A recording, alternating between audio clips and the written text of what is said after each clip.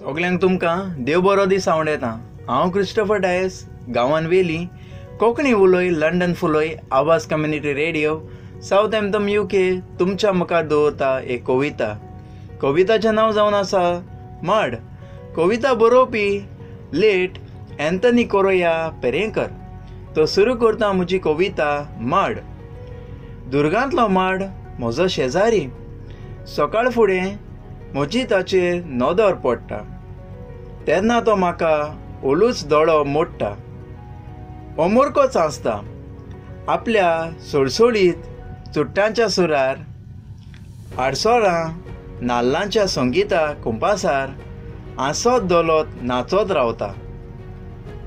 माड म्हजो गिमान पावसान सदांच आसतो, वाऱ्याच्या नेटार सुडसुडीत आलता दोलता।